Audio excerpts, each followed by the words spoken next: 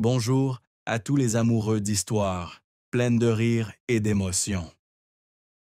Aujourd'hui, nous vous emmenons à la découverte de la vie d'une reine de l'humour, une personne qui a fait rire toute la France, mais qui a aussi caché une douleur, Florence Foresti. Des rues simples de Vénissieux aux lumières éclatantes de Paris, elle a su conquérir le public du monde entier grâce à son talent et à son cœur. Préparez-vous à découvrir les moments de joie, les épreuves difficiles et les secrets du sourire éclatant de Florence. N'oubliez pas de cliquer sur la cloche et de vous abonner à la chaîne pour ne rien manquer d'autres belles histoires. C'est parti!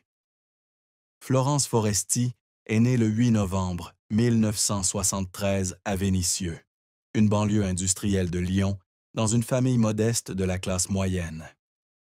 Son père, Guy Foresti, était employé chez Total, tandis que sa mère, Marie-Josée, travaillait dans une banque locale. Cadette de 2 enfants, Florence a grandi aux côtés de sa sœur aînée Claire, dans un environnement chaleureux, mais non exempt de difficultés. La famille Foresti vivait dans un petit appartement, où le rire de Florence contribuait souvent à apaiser le stress financier de ses parents. Dès son plus jeune âge, Florence faisait preuve d'un grand sens de l'humour, faisant souvent rire la famille avec ses imitations de professeurs ou de voisins. Mais derrière cette apparence joyeuse se cachaient aussi de profondes cicatrices émotionnelles.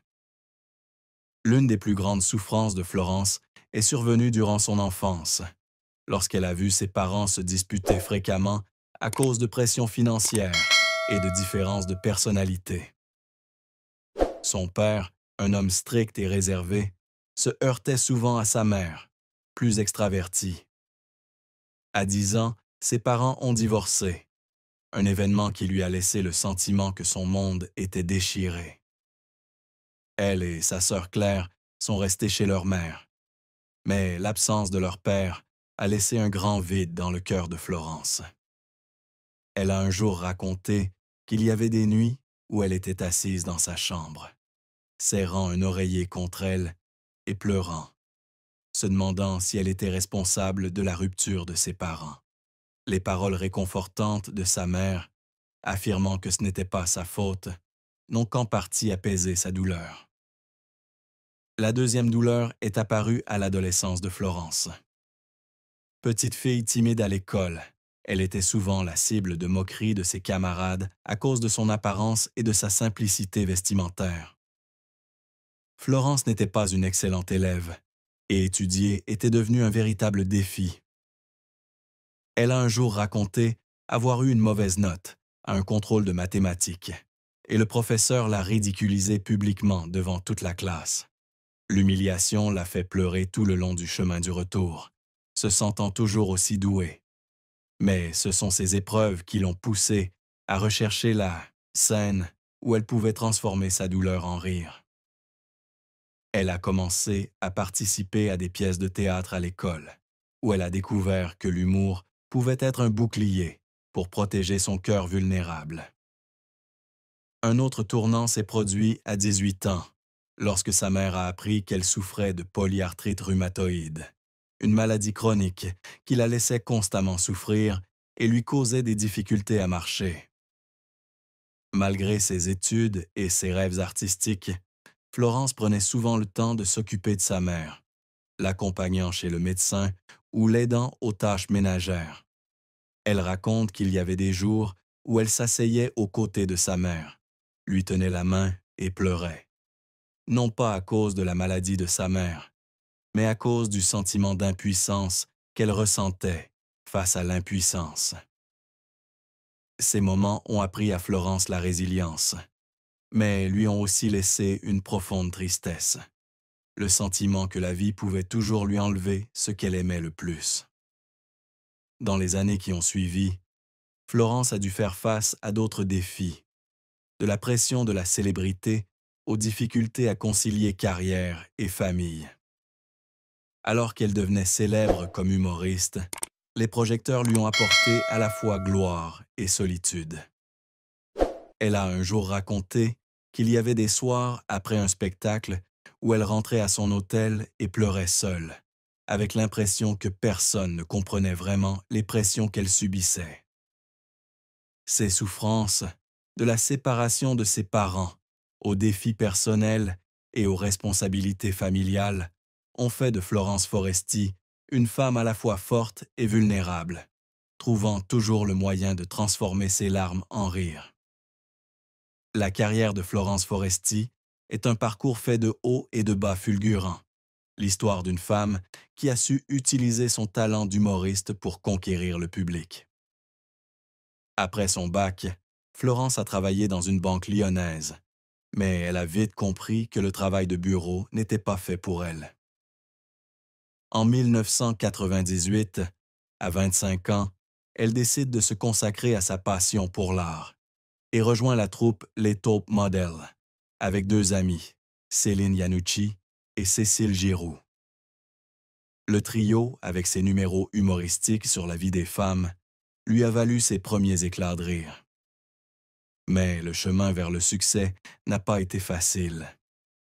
Elle a un jour confié qu'il y avait des soirs où elle se produisait dans des petits bars, devant quelques dizaines de personnes, et pleurait en coulisses, craignant de ne jamais aller plus loin. Sa première grande percée a eu lieu en 2001, lorsque Florence a présenté son premier spectacle de stand-up, Manquerait plus qu'elle soit drôle, dans un petit théâtre parisien. Son sens de l'humour aiguisé, mêlant autodérision et observation acerbe sur la vie, a rapidement attiré l'attention. Le spectacle présenté au Théâtre Le Splendide a affiché complet pendant des semaines, et Florence est devenue un nouveau phénomène sur la scène comique française. Elle se souvient que lors de sa première, elle était si nerveuse qu'elle en a presque oublié son texte, mais que, sous les rires du public, elle a pleuré de joie en coulisses, sentant son rêve se réaliser. Les années suivantes, Florence a continué à affirmer son talent avec des spectacles humoristiques comme Florence Foresti fait des sketchs en 2005 et Motherfucker en 2010, où elle a partagé son expérience de mère avec humour et honnêteté. Motherfucker, en particulier, a connu un immense succès, avec plus de 500 000 spectateurs dans les théâtres de France.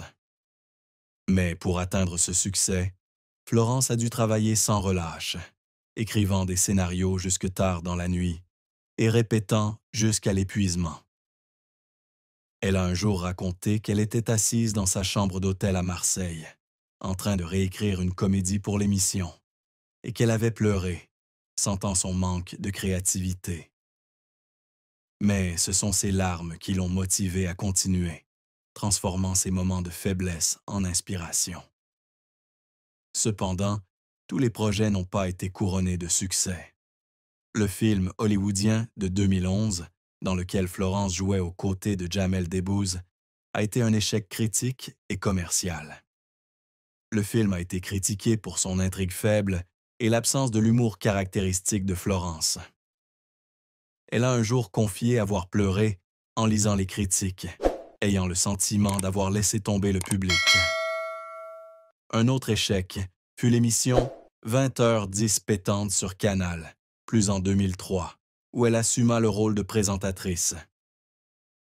Malgré de grandes attentes, l'émission n'a pas réussi à attirer le public escompté. Et Florence a eu le sentiment d'avoir échoué dès sa première tentative à la télévision. Elle raconte qu'elle était assise seule en studio, regardant l'écran en pleurs, se demandant si elle avait vraiment le talent pour aller loin. Florence n'a cependant jamais abandonné. Elle a continué à briller avec des émissions humoristiques, comme Party de plaisir en 2016 et Épilogue en 2018, ainsi qu'au cinéma avec des rôles comme Barbecue et De plus belle. Elle est également devenue une comédienne de doublage appréciée dans des films d'animation comme Le Petit Prince.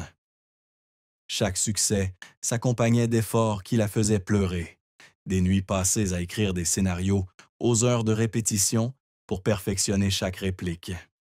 Florence a dit un jour « L'humour est ma façon de gérer la douleur, mais pour faire rire les autres, je dois beaucoup pleurer. » Florence Foresti n'a jamais été officiellement mariée, mais elle a trouvé l'amour de sa vie en Julien Mérès, producteur de cinéma et organisateur d'événements.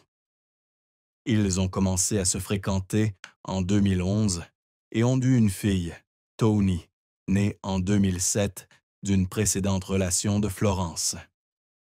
Florence affirme que Julien lui apporte la paix dans sa vie trépidante.